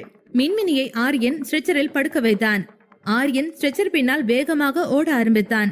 அவனுக்கு நடப்பது எதுவும் ஒன்றுமே புரியாமல், எங்க டாக்டர் ஆண்டி, எங்க டாக்டர் ஆண்டி, எங்க என்று கத்தினான். அப்போது சிவானி அங்கே வந்தாள். டாக்டர் கௌரி ஹாஸ்பிட்டல் இல்லங்க, இப்பதான் டியூட்டி முடிச்சிட்டு வீட்டுக்கு போனாங்க, அவங்க வந்துட்டே இருக்காங்க, அது வரைக்கும் இவங்களை நான் அட்டென்ட் பண்றேன் என்று சிவானி சொல்லிக்கொண்டே மின்மினியின் பல்ஸை பார்த்தாள். மின்மினி தலையில் இருந்து ரத்தம் வழிந்து கொண்டிருந்தது. அதை பார்த்ததும் சிவானி பதட்டமானாள். சர்ஜரி ரூம் போங்க என்று கத்தினாள். மின்மினியை அவசரமாக ஆபரேஷன் ரூமுக்கு கொண்டு போனார்கள். அப்போது பிரஜோத் மற்றும் பூஜா அங்கு வந்து சேர்ந்தார்கள். பூஜா பிரின்ஸை பார்த்து, மின்மினிக்கு ஒண்ணும் இல்லல, சரியாடும்ல என்று கேட்டாள். பிரின்ஸ் அவளிடம், எனக்கு தெரியல பூஜா, ஆபரேஷன் ரூமுக்கு கூப்பிட்டு போயிருக்காங்க என்று சொன்னான். அதுவரை தன்னிலை மறந்து இயங்கிக் கொண்டிருந்த ஆரியனுக்கு அவர்களின் குரல் யதார்த்தத்துக்கு கூட்டிக் கொண்டு வந்தது. ஆரியன் அவர்கள் பக்கம் கட்டுக்கடங்காத கோபத்தோடு திரும்பினான். குசுகுசுவென்று பேசிக் கொண்டிருந்த அந்த 3 பேரையும் பார்த்து, மின்மினிக்கு எப்படி இப்படி ஆச்சுன்னு யாராவது எங்கிட்ட சொல்ல போறீங்களா இல்லையா என்று கத்தினான். அதை கேட்டது 3 பேரும் பயந்து போயிருந்தார்கள். பூஜா பயத்தோடு, சார், நான் தான் முதல்ல மின்மினிய பார்த்தேன், எப்படி ஆச்சுன்னு எனக்கு தெரியல, நான் படிக்கட்டுக்கு கீழே வரும்போது அவ குப்புற விழுந்து கிடந்தா என்று சொன்னாள். ஆரியன் இது எப்படி நடந்திருக்கும் என்று யோசிக்க ஆரம்பித்தான். மின்மினி உயிர் பிழைப்பாளா? மின்மினியை ஸ்வஸ்திகா எதற்காக கீழே தள்ளினாள்? யார் அவளுக்கு போன் செய்து அதை செய்ய சொன்னார்கள்? முடிவை தெரிந்து கொள்ள இன்னும் கொஞ்சம் காத்திருங்கள். மின்மினியை ஸ்வஸ்திகா படியில் இருந்து கீழே தள்ளிவிட மின்மினி அதை கொஞ்சமும் எதிர்பார்க்கவில்லை. தடதடவென படிகளில் உருண்டவள் நேராக மாடிப்படியின் இறுதியில் குப்புற விழுந்தாள். அவள் தலை மாடிப்படி முனையில் முட்டி ரத்தம் வர ஆரம்பித்தது. அதை பார்த்ததும் ஸ்வஸ்திகா அங்கிருந்து காணாமல் போனாள். கிளாஸ்மேட் பூஜா மின்மினியை பார்த்து அவளை எழுப்ப முயற்சித்தாள். ரஜோத், பிரின்ஸ் இருவரும் சத்தம் கேட்டு ஓடி வந்தார்கள். அவளை காரில் ஏற்றி ஹாஸ்பிட்டல் கொண்டு போக நினைத்து வேகமாக அவளை கையில் எடுத்துக்கொண்டு பிரின்ஸ் ஓடி வந்தான். ஆரியன் அங்கே வந்து மின்மினியை எடுத்துக்கொண்டு ஹாஸ்பிட்டலுக்கு போனான். ஹாஸ்பிட்டலில் சீனியர் டாக்டரும் ஆரியன் குடும்ப நண்பருமான டாக்டர் கௌரி டாக்டர் சிவானியிடம் மின்மினியை அட்டன் செய்ய சொல்லிவிட்டு வேகமாக ஹாஸ்பிட்டல் வந்து சேர்வதற்குள் மின்மினி சர்ஜரி ரூமுக்குள் போயிருந்தாள். ஆரியன் காரில் வரும்போதே ஆச்சி ஐயாவிற்கு தகவல் தெரிவிக்க சொல்லி சித்தார்த்திடம் சொல்லியிருந்தான். அதனால் ஆச்சி ஐயா மற்றும் சித்தார்த் குடும்பத்தினர் எல்லோரும் ஹாஸ்பிட்டலுக்கு வந்து சேர்ந்திருந்தார்கள். ஆரியன் மிகவும் பயந்து போயிருந்தான். அதுவரை எல்லாம் சரியாக சந்தோஷமாக போய்கொண்டிருந்தது. யார் கண் பட்டதோ எல்லாம் ஒரு நொடியில் மாறி போயிருந்தது. கண்ணிமைக்கும் நேரத்திற்குள் எல்லாம் நடந்து முடிந்திருந்தது. சித்தார்த் மிகவும் கவலையோடு ஆரியனை பார்த்து கொண்டிருந்தான். ஆச்சி கண்களில் நீர் வழிந்து கொண்டே இருந்தது. ஐயா, ஈஸ்வரா, உனக்கு நான் என்னமோ பெருசா குறை வச்சிட்டேன் போல. அதுக்காக தான் இந்த குடும்பத்துக்கு இவ்வளவு சோதனைய குடுக்கறியா? என்ன பண்ணாலும் அதை நீ எனக்கு கொடுக்க கூடாதா? வாழற பிள்ளைங்களை ஏயா வதைக்கிற? எல்லாத்தையும் தாங்கிக்க இந்த கிளடு கட்டிங்க 2 பேர் இந்த வீட்டுல இருக்குமேன்னு நீ இப்படி பண்றியா? என் பேத்திக்கு எதுக்கு இந்த நிலைமை? அவ வயித்துல வளர்ற வாரிசு என்ன தப்பு பண்ணுச்சு? இன்னும் இந்த பூமிக்கு கூட வராத அந்த குழந்தைய எதுக்குயா சோதிக்கிற என்று ஆச்சி பெருங்குரலில் அழ ஆரம்பித்தார். மின்மினிக்கு என்ன ஆனது என்று அவருக்கு சொல்லப்படவில்லை. ஹாஸ்பிட்டலில் இருக்கிறாள் என்று சொல்லி மட்டும் அவரை அழைத்து வந்திருந்தார்கள். அவள் நிலைமை எப்படி இருக்கிறது என்று அவருக்கு தெரியவே இல்லை. அதனாலேயே ஆச்சிக்கு பதட்டம் அதிகமாகியிருந்தது. அதற்குள் டாக்டர் கௌரியும் வந்துவிட்டார். வந்தவுடன் நேராக ஆபரேஷன் ரூமுக்கு போனார். கொஞ்ச நேரம் கழித்து அவர் ஆபரேஷன் ரூமிலிருந்து வெளியே வந்து, ஆரியன், நீ மட்டும் என் கூட வா என்றார். அதை கேட்ட ஆரியன் வேகமாக அவர்களோடு போனான். இதை பார்த்த மற்றவர்கள் கௌரியிடம், மின்மினிக்கு என்னாச்சு? ஒன்னும் பிரச்சனை இல்லல்ல என்று பதட்டமாக கேட்டார்கள். அப்போது டாக்டர் கௌரி வேகமாக ஆரியனை அழைத்து கொண்டு, இல்ல, உங்ககிட்ட நான் அப்புறமா பேசுறேன், எக்ஸ்கியூஸ் மீ என்று சொல்லிவிட்டு ஆரியன் கையை பிடித்து அழைத்து போனார். ஆரியன் பதட்டமாக, ஆண்டி என்னாச்சு? மின்மினிக்கு ஒண்ணும் இல்லல்ல, குழந்தை சேஃப் தானே என்று கேட்டான். டாக்டர் கௌரி, உனக்கு எத்தனை தடவை சொல்லிருக்கேன் ஆரியன், அவளை கவனமா பாத்துக்கங்கன்னு. வயித்துல ஒரு உயிரை சுமக்கிறமேன்னு அவளுக்கும் பொறுப்பில்ல, உனக்கும் பொறுப்பில்லையா? 7வது மாசம் முடிய போகுது. இனிமே ரொம்ப கவனமா இருக்கணும்னு சொன்னேன்ல. எப்படி அவ படிக்கட்டுல இருந்து கீழே விழுந்தா என்று சீறினார். ஆரியன் கௌரியின் கையை பிடித்து கொண்டான். எனக்கு தெரியல ஆண்டி, இன்னைக்கு பிரசன்டேஷன் இருக்குன்னு சொன்னா. எனக்கும் கம்பெனில ஒர்க் இருந்தது, ஆச்சியும் வெளியில போக வேண்டியிருந்தது, அதான் என்று பேச முடியாமல் தழுதழுத்தான். அதன் பின் கௌரி ஆரியனிடம், சரிப்பா ஆரியன், மின்மினியும் பாப்பாவும் நல்லாதான் இருக்காங்க. ஆனா ஒரே ஒரு பிரச்சனை ஆயிடுச்சு.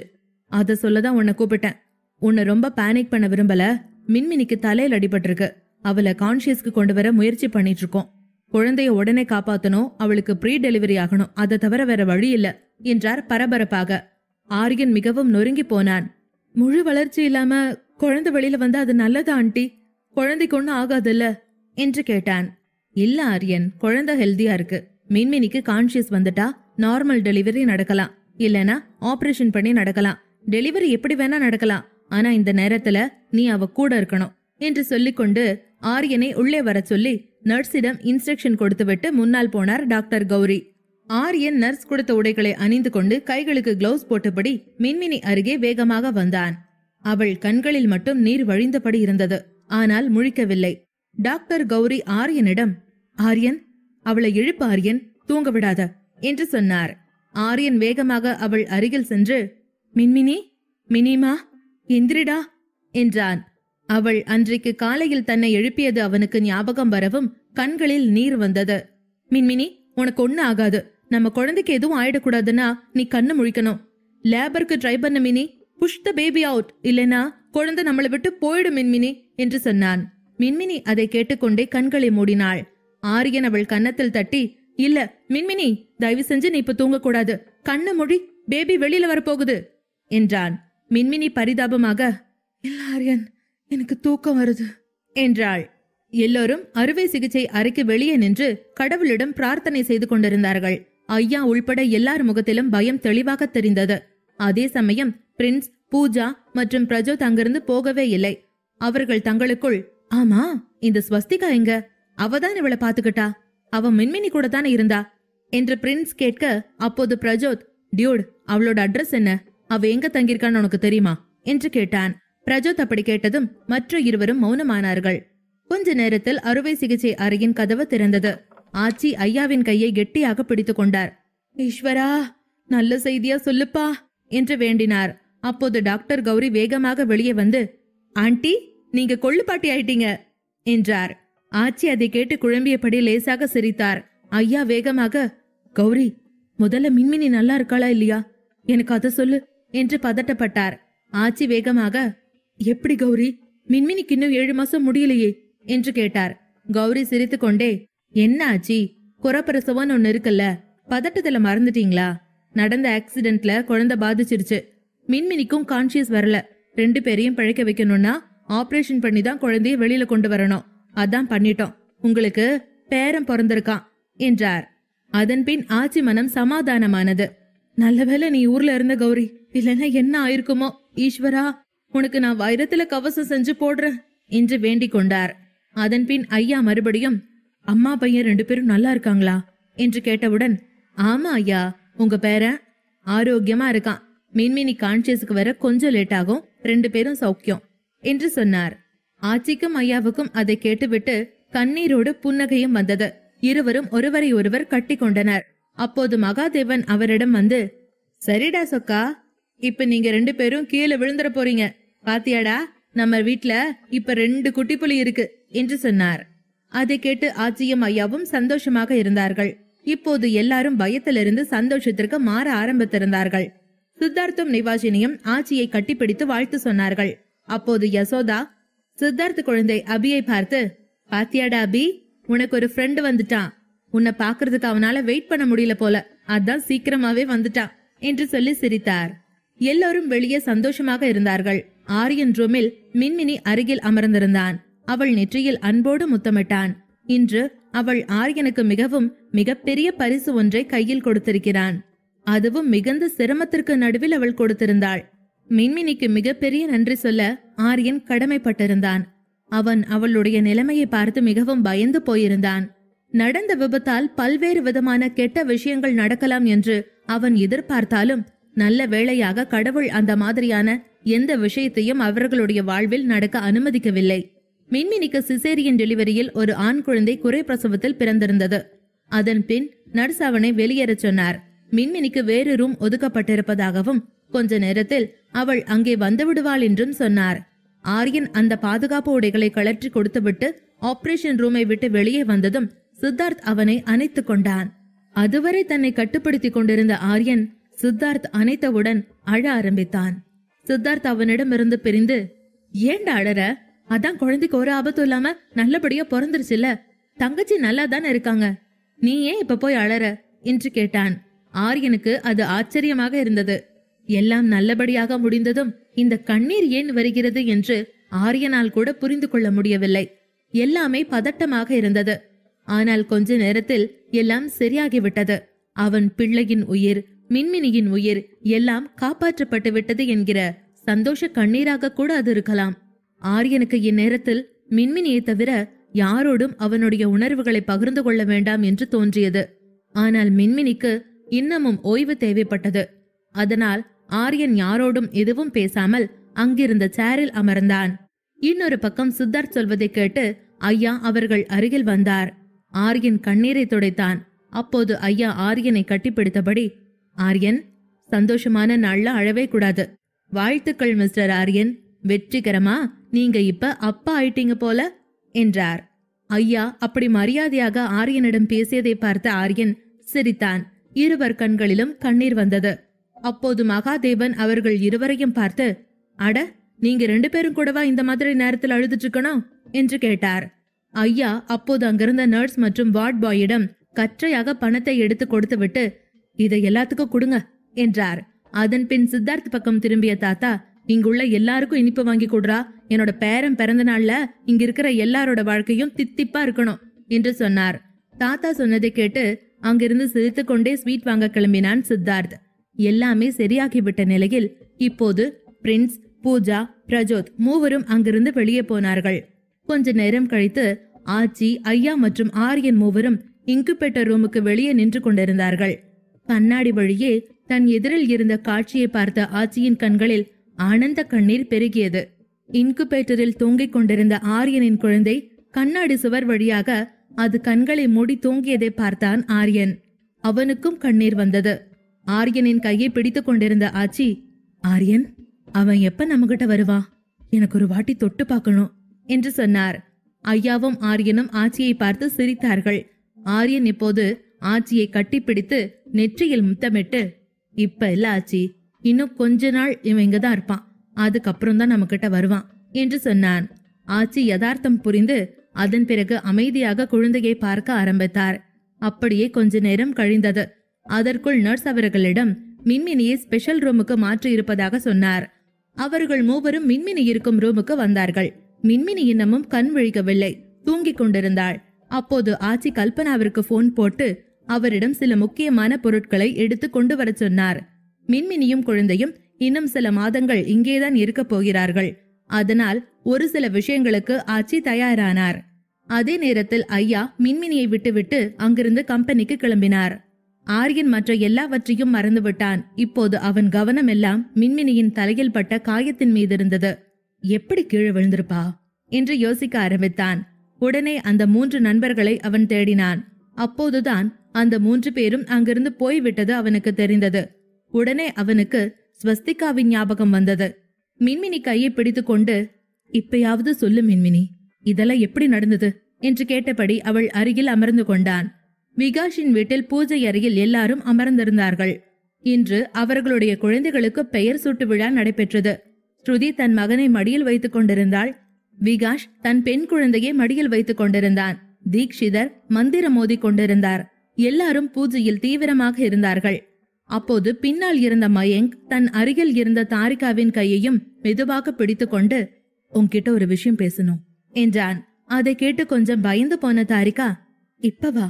எல்லாரும் இங்க இருக்காங்க, இப்ப இந்த நேரத்துல என்கிட்ட என்ன பேசணும்னு நினைக்கிறீங்க என்று கேட்டாள்.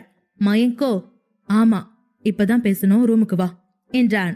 அதை கேட்ட தாரிகா, இல்ல இப்ப பூஜை நடக்குது, இப்ப நான் எந்திரிச்சு வர முடியாது என்றாள். மயங்க் எரிச்சலோடு, இல்ல நான் மட்டும் வரவா போற, உனக்குதான் என்ன வேண்டான்னு சொல்றதுக்கு 1000 சாக்கு இருக்கே என்றான். கோம புகையோ என்னவோ தாரிகாவின் கண்களில் நீர் வழிந்தது. மயங்க் தாரிகாவை அவனோடு பேச வற்புறுத்தி கொண்டே அவளை ரூமுக்கு வர சொல்லி அழைத்து கொண்டே இருக்கவும் தாரிகாவிற்கு கோபம் வந்தது. ஆனாலும் பல்லை கடித்துக்கொண்டு பொறுமையாக இருந்தாள். மயங்க் மீண்டும் தாரிகாவின் கையை அழுத்தி பிடித்து, சொல்லு தாரிகா, ரூமுக்கு வரப்போறியா இல்லையா என்று கேட்டான். அதுவரை கண்மூடி இருந்த அர்ச்சனா அங்கிருந்த தாரிகாவை கூப்பிட்டு, சின்ன மருமகளே, கிச்சன்ல பிரசாத பாக்கெட் வச்சிருக்கேன், எடுத்துட்டு வந்து எல்லாருக்கும் கொடு என்று சொன்னார். அத்தையின் சத்தம் கேட்டு உடனே எழுந்த தாரிகா மயங்கை உதறிவிட்டு எழுந்து கிச்சனுக்குள் போனாள். அப்போது மயங்க் அவன் தலையை பிடித்து கொண்டு பேசாமல் அமர்ந்தான். ஸ்ருதி தன் மகனின் தலையில் முத்தமிட்டு அவனுக்கு ருத்ரா என்று பெயரிட்டாள். விகாஷ் சிரித்தான். பிரதாப்பும் ஸ்ருதியின் விருப்பம் போல பெயர் வைக்கட்டும் என்று சொல்லிவிட்டார். அடுத்த தலைமுறைக்கு தன்னால் முடிந்த அளவு உதவியாக இருக்கலாமே தவிர உபத்திரமாக இருக்கக்கூடாது என்று அவர் ஒதுங்கிக் கொண்டார். அதனால் ஸ்ருதி தன்னுடைய பையனின் பெயரை தேர்ந்தெடுத்தாள். விகாஷ் அவன் மகளின் பெயரை தேர்ந்தெடுத்தான். விகாஷ் அவன் மகளின் காதில் ஆத்யா ஆத்யா ஆத்யா என்று 3 முறை கூறினான்.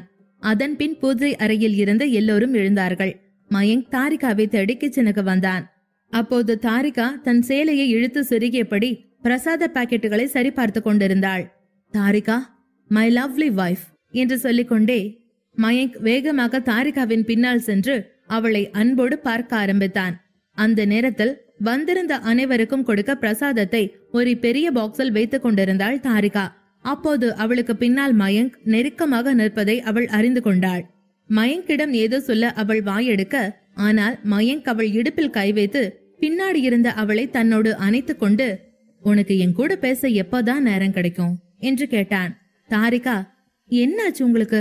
இப்பதானே லீவ்ல வந்திருக்கீங்க, நான் அப்புறமா பேசுறேன் என்றாள்.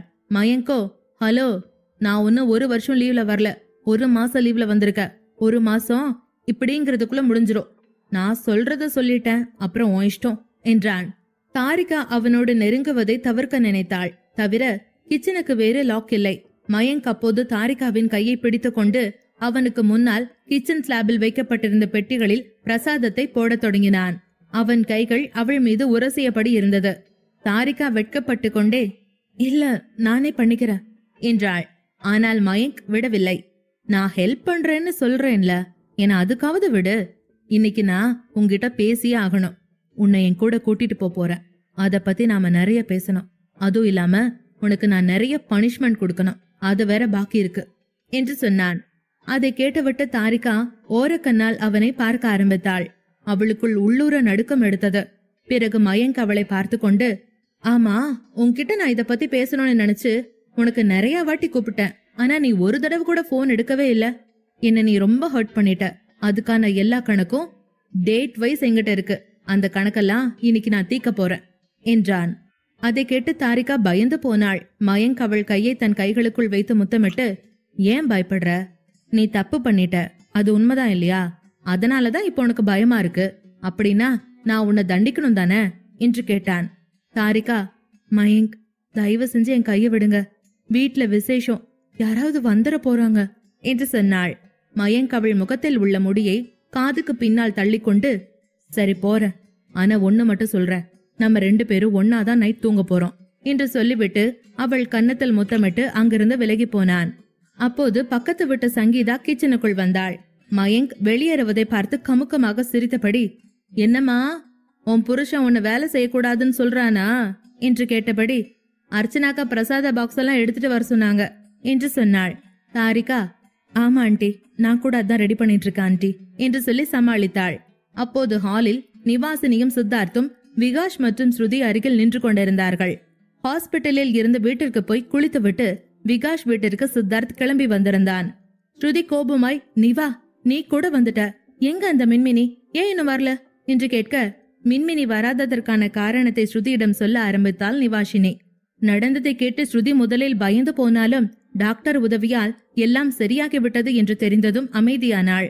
அடுத்த நாள் மின்மினியை பார்க்க போக வேண்டும் என்று அவள் மனதிற்குள் நினைத்து கொண்டிருந்தாள். அப்போது மனு ஆத்யாவை அவளிடம் கொடுத்துவிட்டு, அண்ணி, இவ ரொம்ப அழறா, என்னன்னு பாருங்க என்று சொன்னாள். ஸ்ருதி குழந்தையை வாங்கியபடி, ஆமா மனு, பால் குடிச்சு கொஞ்ச நேரம் ஆச்சுல, பசிக்கும் போல இருக்கு, நான் போய் பால் கொடுக்கறேன் என்று சொல்லியபடி ஸ்ருதி நிவாஷினியை தன்னுடைய ரூமுக்கு அழைத்து போனாள். விகாஷும் சித்தார்த்தும் வீட்டின் பின்புறம் இருக்கும் சின்ன தோட்டத்திற்கு வந்தார்கள். ஹாஸ்பிட்டலில் இரவு நேரத்தில் மின்மினிக்கு திடீரென விழிப்பு வந்தது. அவளுக்கு நடந்த எதுவும் நினைவில் இல்லை. ஆனால் வயிறு காலியாக இருந்தது போல உணர்வு அவளுக்கு தோன்றவே வயிற்றை தொற்று பார்த்தாள். அங்கே பேண்டேஜ் போடப்பட்டிருந்தது. பயந்து போன மின்மினி எழ முயற்சித்தபடி, என் குழந்தை எங்க, என்னோட குழந்தை எங்க என்று கத்தினாள். சத்தம் கேட்டு ஆரியன் பாத்ரூமில் இருந்து வெளியே வந்தான். அனைத்து வசதிகளும் கொண்டு ஆடம்பரமான ஹாஸ்பிட்டல் அறையது. மின்மினி எழுந்திருக்க முயல்வதை பார்த்த ஆரியன் அவளிடம் வந்து, மின்மினி அமைதியாரு, எந்திரிக்காத என்று சொன்னான். மின்மினி கண்ணீரோடு, ஆரியன், நம்ம குழந்தை எங்க என்று கேட்டாள். ஆரியன் மின்மினியை மறுபடியும் படுக்கையில் படுக்க வைத்து அவள் தலையில் முத்தமிட்டு, ரிலாக்ஸ் மின்மினி, நம்ம பையன் நல்லா இருக்கான் என்று சொன்னான். மின்மினி அதை கேட்டு கண்களை மூடிக்கொண்டு அவன் கைகளை பிடித்து கொண்டு, நமக்கு பையனா பிறந்திருக்கான் என்று கேட்க ஆரியன் சிரித்துக் கொண்டே மின்மினியின் கையை எடுத்து முத்தமிட்டு, நீ நல்லா இருக்கியாமா என்று கேட்டான். மின்மினிக்கு உடலை கொஞ்சம் கூட அசைக்க முடியவில்லை. எங்கெங்கோ வலித்தது. ஆனாலும் ஆரியன் கேட்டதற்கு ஆமாம் என்று தலையசைத்தாள். ஆரியன் அன்போடு அவள் தலையில் கை வைத்து வருடி கொடுக்க அதே சுகத்தில் மின்மினி கொஞ்ச நேரத்தில் உறங்கிவிட்டாள். அப்போது ஆச்சி அங்கே வந்து ஆரியன் அருகில் அமர்ந்து கொண்டு, ஆரியன், நீ வீட்டுக்கு போய் கொஞ்ச நேரம் ரெஸ்ட் எடு என்று சொன்னார்.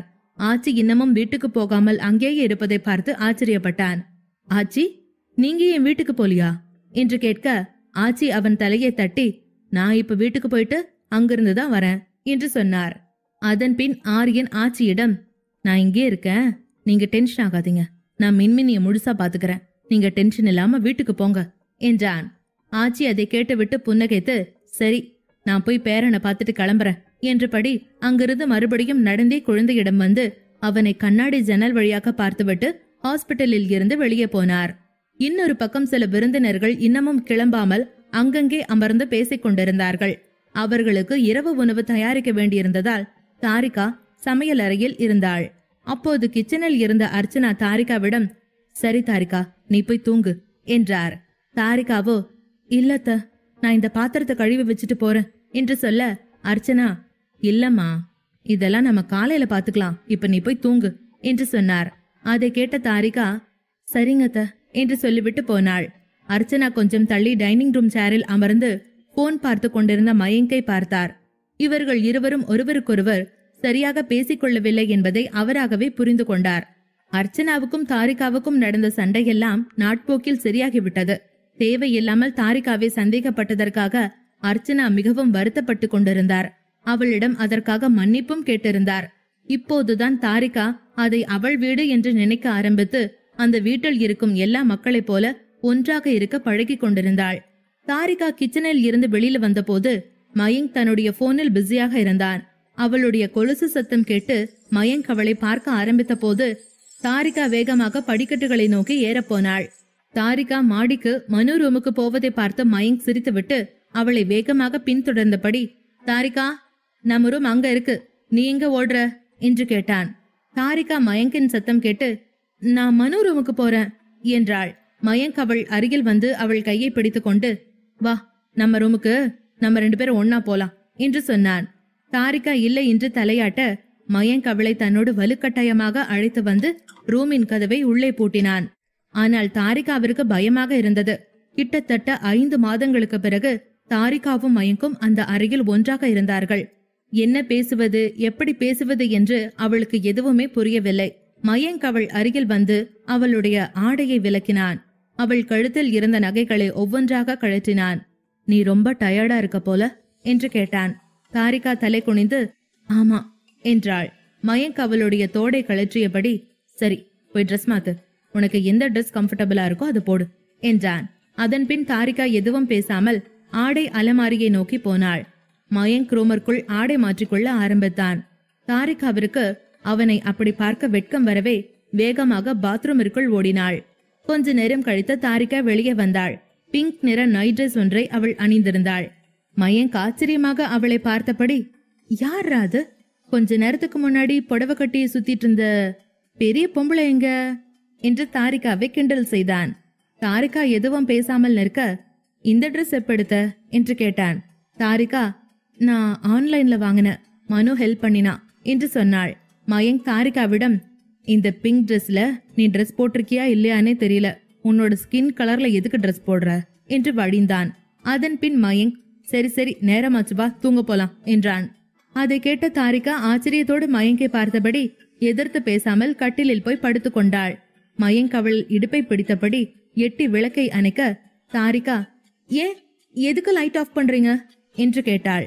அதற்கு மயங்கோ, ஏனா தூங்குறப்ப லைட் ஆஃப் பண்ணாம ஆன் பண்ணி வச்சுட்டு தான் தூங்குவியா என்று கேட்கவும், தாரிகா, இல்ல நான் சும்மா தான் கேட்டேன், ஆமா நாம தூங்கலாம், எனக்கு தூக்கம் வருது என்று சொன்னாள். மயங்க் சிரித்து கொண்டு, இல்ல நீ கண்டிப்பா தூங்கதான் போற, பயப்படாத என்று சொன்னான். தாரிகாவோ, நீங்க முதல்ல இப்படி என்ன கண்ட இடத்துல தொடர்றத நிப்பாட்டுங்க, அப்பதான் நான் தூங்க முடியும் என்று சொன்னாள். மயங்க் வேண்டுமென்றே, ஒரே பெட்ட படுக்கிறப்ப ஏதோ தெரியாம கையோ காலோ படத்தான் செய்யும், அதுக்கெல்லாமா டென்ஷன் ஆவ என்று கேட்டான். தாரிகாவோ பதில் எதுவும் சொல்லாமல் இருந்தாள். அதை பார்த்த மயங்க் இப்போது அவளை இறுக கட்டி கொண்டான். தாரிகாவின் தலைமுடியை வருடியபடி, தாரிகா, நீயே என்கிட்ட பேசவே மாட்டேங்கிற, எப்ப பாரு முறைக்கிற இல்லைன்னா பயப்படுற, உன்னால நார்மலா என்கிட்ட இருக்க முடியாதா என்று கேட்டான். மயங்கின் கேள்வியால் தாரிகா பயந்து போனாள். அவள் அவனிடம் என்ன பேசுவது? விதார்த்த விஷயத்தில் முழு உண்மையும் சொன்னால் அவனால் அதை ஈஸியாக எடுத்துக்கொள்ள முடியுமா என்று தாரிகாவிற்கு புரியவே இல்லை. எனக்கு ஆன்சர் வேணும் தாரிகா என்றான் மயங்க். அதை கேட்ட தாரிகா, என்கிட்ட பேசணும்னு நீங்க ஏன் நினைக்கிறீங்க? உங்களுக்கு தான் என்ன பிடிக்கல, இன்னுமா என்கிட்ட பேசணும்னு நினைக்கிறீங்க என்று தாரிகா கேட்க, மயங்க் அவளை தன் பக்கம் திருப்பி, உன்னை எனக்கு பிடிக்கலன்னு யார் சொன்னா எனக்கு உன்னை பிடிக்கலன்னா நான் உன்கிட்ட பேசணும்னு இவ்ளோ தூரம் கிளம்பி வந்திருப்பனா என்று கேட்டான். தாரிகா குனிந்து கொண்டு, இல்ல, நீங்க நிறைய கம்பல் பண்ணினதால என் கூட இருக்கீங்க. எல்லாருமே கம்பல் பண்ணினதால தான் நம்ம கல்யாணமே நடந்தது. இந்த ரிலேஷன்ஷிப்பை மெயின்டைன் பண்ணணுமா வேணாமான்னு உங்களுக்குமே குழப்பமா தான் இருந்தது. அதான் நான் உங்களை தொந்தரவு பண்ணல என்று சொன்னாள். தாரிகாவின் வார்த்தைகளை கேட்டு மயங்கிற்கு வியப்பாக இருந்தது. அவள் முகத்தை பார்த்து, உன்னை யார் இந்த மாதிரி முட்டாள்தனமாக எல்லாம் பேச சொன்னது? நீ ஏன் இதெல்லாம் நினைச்சிட்டு இருக்கியா, இல்ல யாராவது இதெல்லாம் சொல்லி நீ அதை அக்செப்ட் பண்ணிக்கிட்டியா? என்னாச்சு என்கிட்ட சொல்லு என்று சொல்ல, அப்போது தாரிகா அவன் சட்டையை பிடித்து கொண்டு, நான் உண்மையதான் சொல்றேன். நான் உங்களோட வைஃப். அதனாலதான் நீங்க என்கிட்ட பேசணுங்கிற கட்டாயத்துக்காக என் கூட பேசிட்டு இருக்கீங்க. அந்த மோனிஷா மட்டும் மோசமா நடந்துக்காம இருந்திருந்தா நீங்க இந்நேரம் அவ கூட தானே இருந்திருப்பீங்க என்று கேட்டாள். மயங்க் அதை கேட்டுவிட்டு, நீ ரொம்ப ஓவர் திங்க் பண்றேன்னு எனக்கு தோணுது. இப்ப எதுக்கு நீ மோனிஷாவை நமக்கு நடுவுல கொண்டு வர்ற? அவ கூட ரிலேஷன்ஷிப்ல இருந்தேன்னு நான் அக்செப்ட் பண்ணிக்கிறேன். ஆனா உன்னை கல்யாணம் பண்ணினதுக்கு அப்புறம் நான் அவ கூட பேசவே இல்ல என்று சொன்னான். ஆனால் தாரிகா கோபமானாள். என்ன சொன்னீங்க? நம்ம கல்யாணத்துக்கு அப்புறம் மோனிஷாவை நீங்க பாக்கலையா? அப்ப நான் மொட்டை மாடியில நின்னப்ப நீங்களும் அவளும் நடு ரோட்ல கட்டி பிடிச்சிட்டு முத்தம் கொடுத்தீங்களே, அதுக்கு பேர் என்ன என்று கேட்டாள்.